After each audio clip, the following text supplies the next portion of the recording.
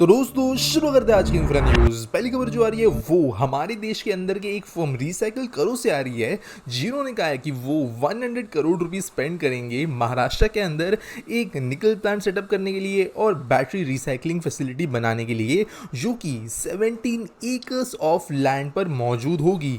यहाँ पर इन्होंने कहा है कि इसकी वजह से होगा ये कि जो बैटरी रिसाइकलिंग की इंडस्ट्री है उसमें से वो 1200 ton of metal per annum की कैपेसिटी से प्रोडक्शन कर पाएंगे। और ये जो फैसिलिटी बनेगी वो होगी पालघर डिस्ट्रिक्ट के अंदर, जो कि मुंबई के नॉर्दर्न साइड में आता है। यहाँ पर वो निकल निकालेंगे क्रैप्ड लिथियम आयन बैटरी से और निकल हाइड्रोक्साइड भी निकालेंगे। इसके अलावा इन्होंने कहा है कि जो इनिशियल प्रोडक्शन का काम है वो शुरू हो जाएगा इसी साल के एंड से और धीरे धीरे जो है कंपनी का एक्सपांशन किया जाएगा। आने वाले समय में जो इलेक्ट्रिक व्हीकल्स है, जो अलग अलग इलेक्ट्रॉनिक डिवाइसेस बैटरीज वगैरह है, इन चीज़ों की वजह से बैटरीज का जो लाइफ साइकिल है वो ज़्यादा बड़े लेवल पे होने लगेगा। बेसिकली ज़्यादा बैटरीज जो है वो डिस्कार्ड होने लगेंगी और उन्हें कचरे में जाने देने के बजाय जो है अगर रिसाइकिल किया जाए तो बैटरी की 50% से ज़्यादा की वैल्यू को रिटेन किया जा सकता है, क्योंकि सबसे ज़्यादा जो कॉस्ट केमिकल्स का होता है वो ख़राब नहीं होते, उनको जो है वापस यूज़ किया जा सकता है नई बैटरीज बनाने के लिए। इनफैक्ट इसीलिए अगर आप कार बैटरी, घर की बैटरी भी बेचते हो आज के डेट में तो आपको अच्छा खासा डिस्काउंट मिलता है, चाहे वो लेड एसिड क्यों ना हो। तो यहाँ पर इसी तरीके से इस चीज़ को यूज़ करते हुए ये डिसीजन लिया गया है। अगली दोस्तों जो खबर आ रही है वो है कोलकाता मेट्रो से रिलेटेड, जहां पर ये देश का ऐसा पहला मेट्रो नेटवर्क बन गया है जो कि बैटरी बैंक्स का यूज करने वाला है इमरजेंसी सिचुएशंस के लिए एक इको फ्रेंडली तरीके से। तो दोस्तों यहाँ पर बेसिकली हुआ ये है कि इंस्टॉलेशन किया गया है एक बैटरी एनर्जी स्टोरेज सिस्टम का, जो कि कुछ पार्क सबस्टेशंस के ऊपर लगाए जाएंगे। यहाँ पर बेसिकली नोपारा, श्याम बाजार, central and Jatin Das park station के ऊपर यहाँ पर ये लगाया गया है। बेसिकली होगा ये कि कभी कभी कोलकाता मेट्रो में पावर आउटेज के दौरान कोलकाता के में जो मेट्रो चलती है उसको रुक जाना पड़ता है टनल्स के बीचों बीच, स्पेशली जो पुराने वाले सिस्टम्स है वहाँ पर। ये सिस्टम्स के अंदर अगर पावर फेलियर होता है तो वो पैसेंजर सेफ्टी, कन्वीनियंस, सब चीज़ों को इश्यूज क्रिएट करवाता है। लेकिन अब ये जो बैटरी सिस्टम्स है ये बेसिकली किसी पावर बैकअप के तौर पे काम करेंगे, जहाँ पर अगर कुछ ऐसी सिचुएशन आती है तो ट्रेन एटलीस्ट जो नियरेस्ट स्टेशन है वहाँ तक पहुँच पाएंगे और जो हज़ारों पैसेंजर्स है वो सेफ्टी पे आ जाएंगे। अगली दोस्तों जो खबर आ रही है वो फ्रेंच इलेक्ट्रॉनिक्स मेकर थॉमसन से रिलेटेड, जिन्होंने कहा कि वो प्लान कर रहे हैं भारत की लैपटॉप मार्केट में एंटर करने के लिए। आप जानते हो रिसेंटली चले हुए कुछ, तो आप जानते हो कि रिसेंटली हुए कुछ लॉ चेंजेस और साथ साथ में कुछ डिफरेंसेस की वजह से देश के अंदर लैपटॉप प्रोडक्शन जो है अचानक से स्पीड पकड़ता हुआ नजर आ रहा है। मल्टीपल कंपनीज की इन्वेस्टमेंट फाइनलाइज होते हुए नजर आ रही है जो पहले से ऑन पेपर थी।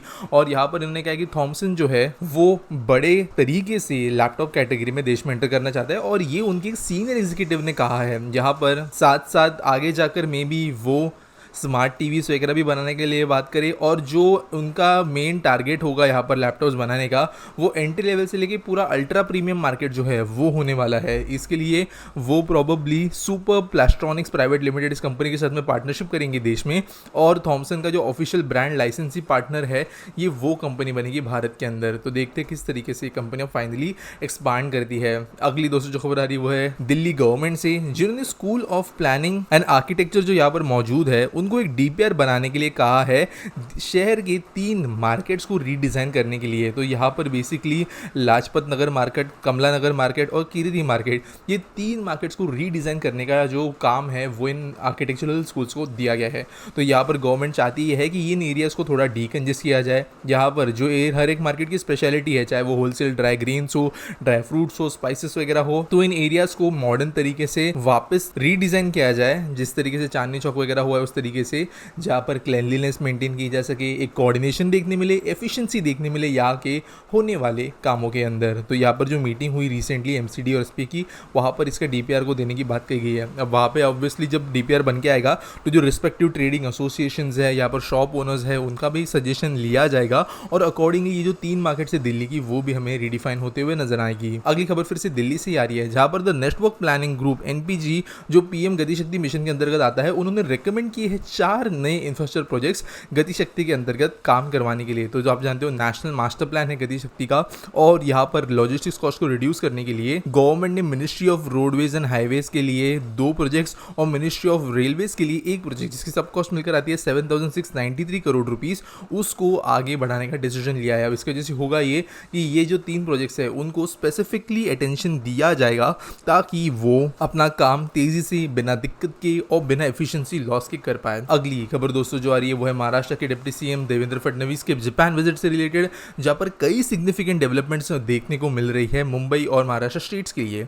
तो यहाँ पर फर्स्टली जो funding one of the biggest projects जो महाराष्ट्र में बनने वाला है उसके लिए वो क्लियर होते हुए नजर आ रही है, जैसे भी जहाँ पर Versova Virar sea link project जो one of the longest sea bridges होगा देश के अंदर का, उसके लिए फंडिंग यहाँ पर प्रॉबेबली जो है वो ले ली जाएगी। इसके अलावा कुछ वाइड अरे ऑफ इंडस्ट्रीज जहाँ पर इंफ्रास्ट्रक्चर, एजुकेशन, हेल्थ केयर, यहाँ पर भी मल्टीपल मीटिंग्स ली गई है ताकि जापान का कोऑपरेशन महाराष्ट्र के साथ में हो। वैसे करेंटली कई जो बड़े प्रोजेक्ट बन रहे हैं, चाहे वो मुंबई मेट्रो लाइन 3 हो, मुंबई ट्रांस हार्बर लिंक हो, यहाँ पर कहीं ना कहीं पर जापान अपना कंट्रीब्यूशन वैसे भी दिया है। अच्छा एक्सपीरियंस भी है, बुरा एक्सपीरियंस भी जापान का रहा है महाराष्ट्र के साथ में। देखते हैं कितने लेवल पर यहाँ पे सक्सेस मिलेगा। अगली खबर दोस्तों जो आ रही है वो है वेस्ट बंगाल झारखंड के बीच में चलने वाले स्कूल से रिलेटेड, जहाँ पर एक बहुत ज़्यादा नया मॉडल इस्तेमाल किया जाने वाले स्कूल्स के लिए ताकि यहाँ पे एजुकेशन क्वालिटी बढ़ पाए। तो ये basically hub and spoke model of learning के द्वारा जाना जाएगा। बेसिकली होगा ये कि आप जानते हो कई गवर्नमेंट स्कूल्स होते हैं जिसमें कहीं पे कंप्यूटर लैब नहीं है, कहीं पे केमिस्ट्री लैब नहीं है, कहीं पर कोई एवी रूम नहीं है, कहीं पर ये नहीं है, वो नहीं है, लेकिन कुछ स्कूल्स के अंदर वो फैसिलिटीज़ है लेकिन दूसरी नहीं है। तो होता यह है इसकी वजह से कि किसी स्कूल के अंदर, स्पेशली गवर्नमेंट स्कूल्स के अंदर ठीक से प्रॉपर एजुकेशन मिल नहीं पाता जो नेसेसरी चीज़ें होती है उनके साथ। तो यहाँ पर गवर्नमेंट ने डिसाइड ये किया है कि वो करेंगे ये कि स्कूल्स का क्लस्टर बनाएंगे, जहाँ पर सारे क्लस्टर में जो मल्टीपल स्कूल्स होंगे मिलकर वो एक साथ सारी फैसिलिटीज़ को होस्ट करेंगे।